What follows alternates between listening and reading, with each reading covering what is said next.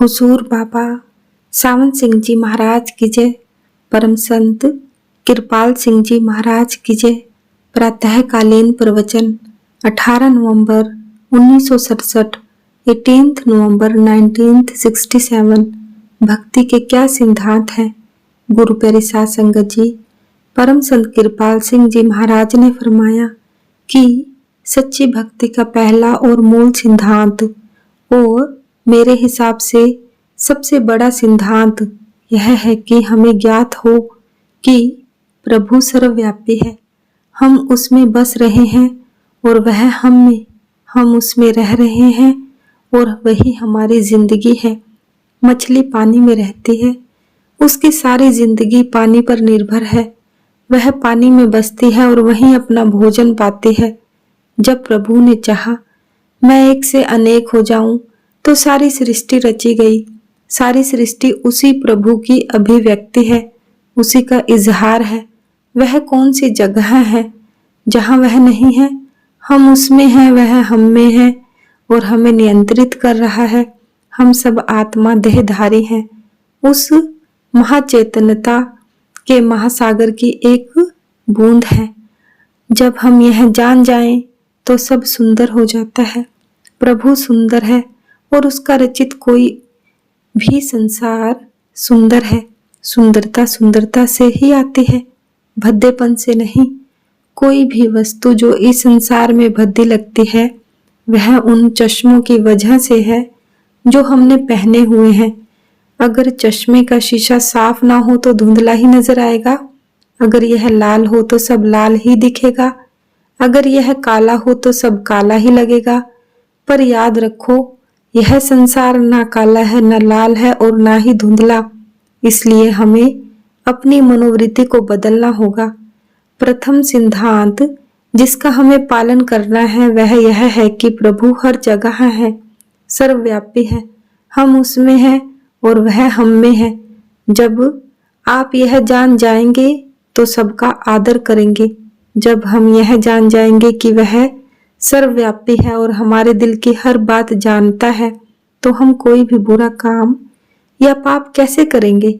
हमारे सतगुरु कहा करते थे, जब एक 5 साल का बच्चा आपके पास बैठा हो तो आप कोई भी गलत काम करने की हिम्मत नहीं कर सकते। जब आप यह समझ लें कि प्रभु आपके अंदर है, आपके बाहर है, आप उसमें हैं, तो आप कोई भी पाप कैसे करेंगे? क्या आप कर पाएंगे? यही सार है, मूल सिद्धांत है। अगर आप इस पर अमल करें तो बाकी सब अपने आप होगा। संसार सुंदर हो जाएगा। सुंदरता सुंदरता से ही आती है। अगर संसार सुंदर की अपेक्षा भद्दा लगे तो यह उन चश्मों का नतीजा है जो आपने लगाए हुए हैं। अगर आप दूसरों के प्रति बुरे विचारों को बाहर निकाल दें तो सब दोस्त हो जाएंगे। अगर कोई हमारे साथ दुर्व्यवहार करता है तो हम उसका मुंह तोड़ जवाब देते हैं, उन्हीं ख्यालों को मन में बसा लेते हैं। संत सतगुरु इस दुनिया में आते रहे हैं और लोग उनके साथ दुष्ट आचरण करते रहे हैं। कभी वे उनको सूली पर चढ़ा देते हैं, कभी उन्हें जिंदा जला देते हैं, कभी उनकी खाल खींच लेते हैं। लोग पुकारते हैं, हे प्रभु हमारी रक्षा के लिए कोई इंसान भेजो। प्रभु ने कहा, अच्छा, मैंने कितने ही इंसानों को आपकी रक्षा के लिए भेजा, पर आप लोगों ने उनके साथ कैसा बर्ताव किया। वे आपके पास आए सब बातों को सही सही समझाने के लिए कि सारी सृष्टि मेरी ही अभिव्यक्ति है। आप सब मेरे बच्चे हो, महाचेतनता के महासागर की बूंदे हो। मैं आपका नियंत्रक हूँ। आप मुझ में बसे हो और मैं आप में, पर आप सब भूल में हो। इस भूल या भ्रम को ही माया कहते हैं। यदि आप किसी ऐसे संत सतगुरु के पास जाएं जिसके अंतर की आंख खुली है तो वह आपको इस भूल से बाहर निकालने की कोशिश करेगा। चाहे आप उसे बुरा भला भी कहें, अगर वह आपको कुछ अनुभव दे दे तो उसे बढ़ाओ।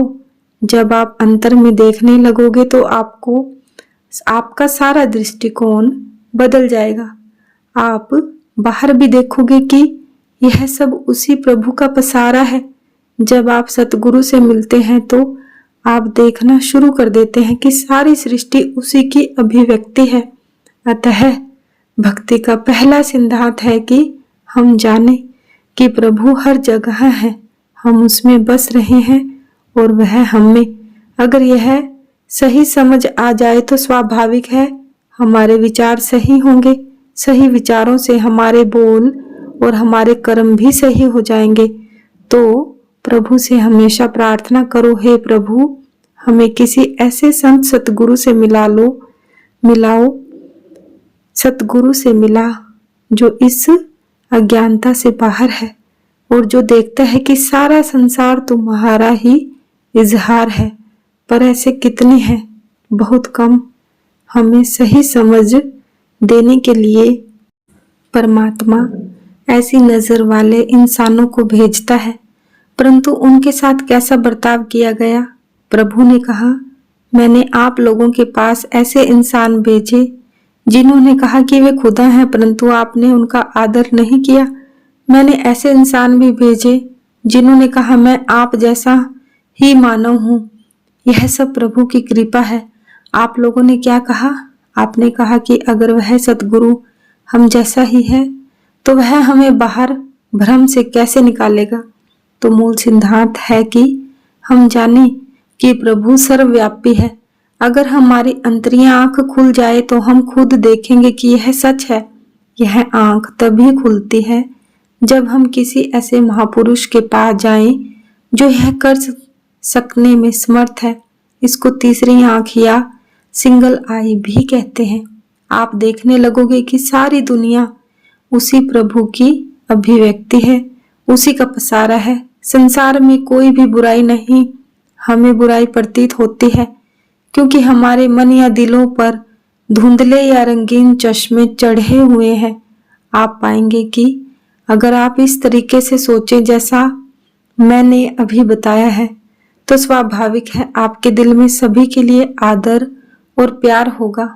अपने दुश्मनों के लिए भी हो सकता है वे दूसरे तरीके से सोचें, परंतु अगर आपके दिल से सभी के लिए सारे बुरे विचार निकल जाएंगे तो आपको सतगुरु की कृपा से सभी कुछ प्रभु का इजहार ही नजर आएगा और सभी के लिए सारे बुरे विचार निकल जाएंगे तो आपको सतगुरु की कृपा से सभी कुछ प्रभु का इजहार ही नजर आएगा।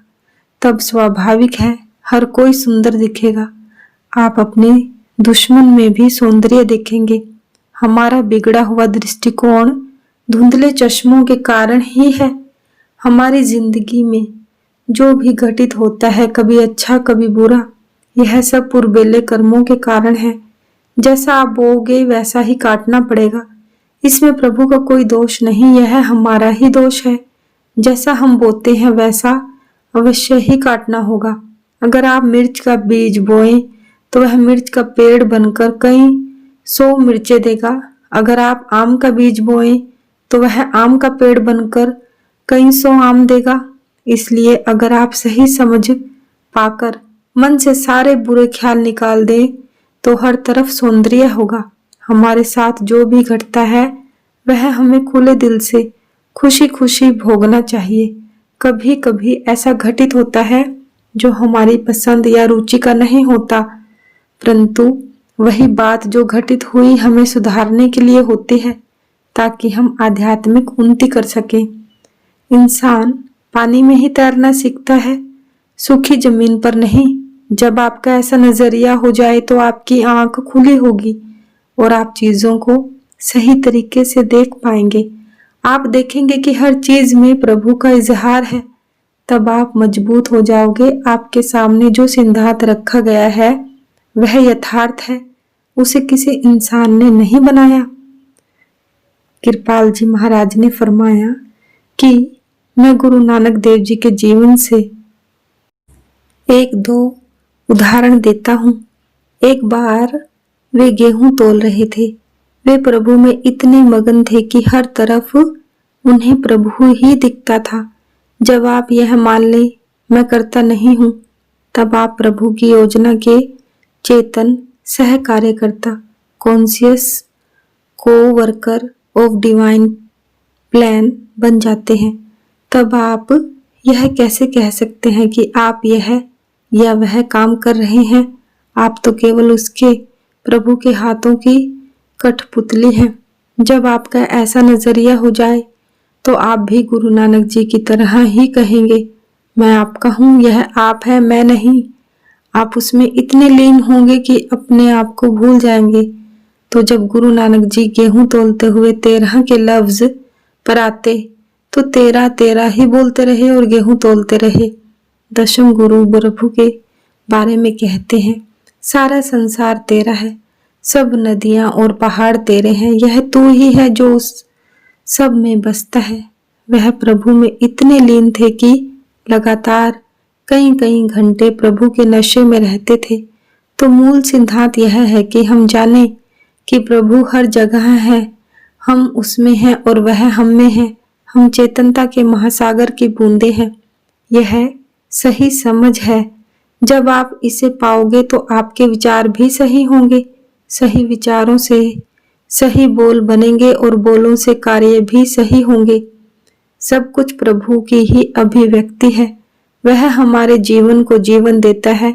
इसी नींव पर भक्ति की इमारत बनती है। तो आज का विषय है, भक्ति के सिद्धांत क्या है। पहला और सबसे खास है यह जानना कि प्रभु सर्वव्यापी है। सब कुछ उसी का इजहार है। हम उसी में रह रहे हैं, बस रह रहे हैं। वह सबका नियंत्रक है और हम सब उस महासागर की बूंदे हैं। बाकी सब सिद्धांत अपने आप इसका अनुसरण करेंगे। अगर कोई ऐसी बात होती है जो हमारी इच्छा के विरुद्ध हो तो वह पुरबले कर्मों का फल है। ऐसा धुंधले या रंगीन चश्मों के कारण है जो हमने लगाए हुए हैं। सच्चाई यही है कि सब कुछ प्रभु की ही अभिव्यक्ति है। अगर सतगुरु की दया से, उसमें निहित प्रभु की दया से आपको सही समझ आ जाए तो आप खुद देखेंगे कि ऐसा ही है। सारा संसार माया के अंधेरे में है। आपको देहाभास से ऊपर आकर अंतरी आंख खोलकर खुद देखना होगा। इसके लिए आपको नाम की पूंजी दी गई है। अगर आप इन सिद्धांतों पर चलेंगे तो अपनी भक्ति का पूरा फल पाएंगे और अंतर में प्रभु को देखेंगे। हमारे सारे पूजा पाठ और नेक जीवन का क्या ध्येय है? प्रभु को जानना। जिस समाज में आप हो उसी समाज में रहो। आपको अपने बाहरी रूप, कर्म कांड, रीति रिवाज, धर्म समाज को नहीं बदलना। आप प्रभु से प्रेम करें। सारा संसार प्रेम का इजहार है। हम प्रभु के लिहाज से सब भाई बहन हैं, एक ही शक्ति हम सबको शरीर से बांधे हुए हैं। तो यही है भक्ति का सार, इसका सिद्धांत। हमें भक्त से भगवंत प्रभु बनना है। अगर हम में प्रभु के लिए प्यार है तो हम दूसरों की सेवा करके खुश होंगे। इस तरह से आप परम आनंद पाएंगे। जैसे माँ गंदगी में लथपथ बच्चे को साफ कर छाती से लगाती है, ऐसे ही हमें पापी से प्यार लेकिन पाप से घृणा करनी चाहिए। ऐसा होना स्वाभाविक है। अतः मुख्य और मूल सिद्धांत यह है कि हम जाने कि प्रभु सर्वव्यापी है। हम उसमें हैं और वह हम में है। ऐसी कोई जगह नहीं जहां वह नहीं है। वह यहाँ है, मुझ में है, बाहर है, हर जगह है। केवल आपकी अंतरी आंख, तीसरी आंख या शिव नेत्र अभी तक नहीं खुली है। वह इंसान जिसकी आंख खुली है वह आपको इसका कुछ अनुभव दे सकता है। यदि आप उसकी हिदायतों पर ठीक से चलोगे तो एक दिन अपने आप देखोगे और समझोगे कि परमात्मा सर्वव्यापी है। सतगुरु महाराज की जय। सतगुरु तेरा ही आसरा। धन धन सतगुरु, धन धन सतगुरु।